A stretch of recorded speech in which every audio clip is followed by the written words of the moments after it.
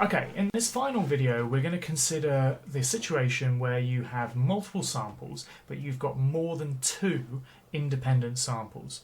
So for example, you may have three or more independent groups in an observational design, or if you're doing a parallel studies experimental design, parallel samples, then again you've got more than three or more conditions that you're looking at. So let's open up our data, and for this one we are going to look at the independent ANOVA diets dataset. So in this dataset we've got again a nominal categorical variable of diet, and we've got three different diets: diet A, diet B and diet C, and then we've got the amount of weight loss that has occurred.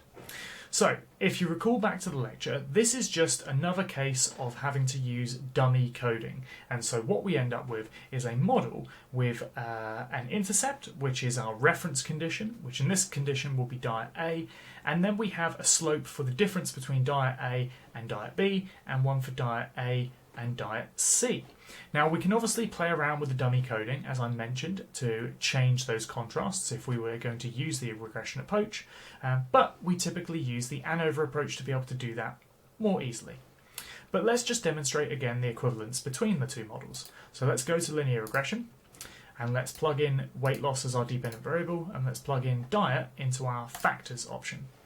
So let's look at our model down here. So again, we get our null model, which just tells us what the mean across the entire data set was, but what we're interested in is this model here with our intercept, which in this case tells us what the mean is for diet A, and then how diet B differs from diet A and how diet C differs from diet A. So we have two slopes, a slope for diet B and a slope for diet C.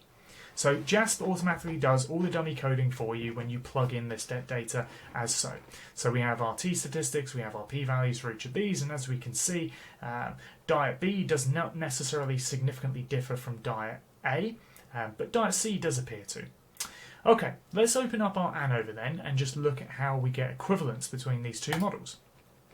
So if we go to ANOVA and go to ANOVA, we plug in our dependent variable of weight loss, plug in diet to our fixed factors, and then it will update our ANOVA table. And what you'll notice is if we go back to our regression, we used to get an ANOVA model in this anyway. And all this does is you can see the equivalence in terms of the F statistic, the mean squares for the diet, and also for the residuals in the model, and the p-values and the sums of squares. These are all, again, characteristics that are calculated from essentially the same underlying model. In our regression table, what this is essentially doing is just testing to see if, compared to our null model, there is a significant improvement in the ability to explain our weight loss if we factor into our explanation, factor into our model, the diets that people undertook. So all this is saying is, yes, there is some significant effect of diet. But what we're really interested in is actually which diets do what and how they compare to one another. We can get some of that obviously from our regression model based on our dummy coding that we used, and if we wanted to get certain contrasts we would have to play around with that. But if we use the ANOVA option, it's a little bit easier. So just to show you quickly, let's add in the descriptive statistics here. So again, to demonstrate that equivalence, diet A, the mean weight loss is 3.008, and that's exactly what our intercept was in our regression model. But we also get descriptives here for diet B and diet C. And what we might be interested in is the comparisons between them. Now there's a lot of options here for ANOVA, and I would encourage you to look through the JASP guidebook to fully understand all of them. But what we can do is we can go down to contrasts, and we can specify certain kinds of contrasts here. So if, for example, we clicked on custom, we could add in various contrasts to look at all of the differences between these different diets by adding indicators in here. So I'm going to put in a -1 in diet A and a 1 in diet B and leave diet C as a 0. And what that will do is compare diet A to diet B. Then we'll do it for diet A and diet C, and then we will do it for diet B and diet C. Ooh. And so now we should get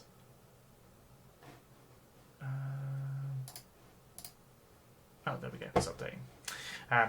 Now we get a custom contrast table. So we've got diet A compared to diet B, and we've got diet A compared to diet C, and diet A to diet C, and then we've got diet B to diet C. Now let's look at diet A to diet C. That was our third slope in our regression model, and as you can see, we get the same contrast value. So again, this just highlights the equivalence between these models. Now, this also allows you to get t-statistics for those comparisons. If we look at the t-statistic for that comparison, it's exactly the same as what we had for that slope in our model. But what we can do is we can specify all the contrast that we want when we're using our contrast tables with our ANOVA here, a lot more easily than playing around with the dummy coding in our regression model. It does it all automatically for us.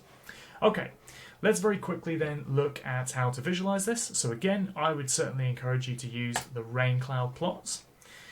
Pop in diet into the horizontal axis, flip that to be horizontal, and again we get a lovely comparison visually of the effects of different diets on weight loss. And as you can see here, when we're looking at these contrasts, looking at these comparisons in the table below, we can see that there's not really much difference, or there's not a significant difference between diet A and diet B, but there does seem to be a difference between diet A and diet C, and indeed between diet B and diet C. So it seems to suggest that diet C significantly outperforms both the other diets in terms of weight loss. Again, this is just to highlight, obviously, the equivalence between these and hopefully give you a really good intuition for exactly what these models are doing when you're trying to summarize data and compare them using statistical analyses.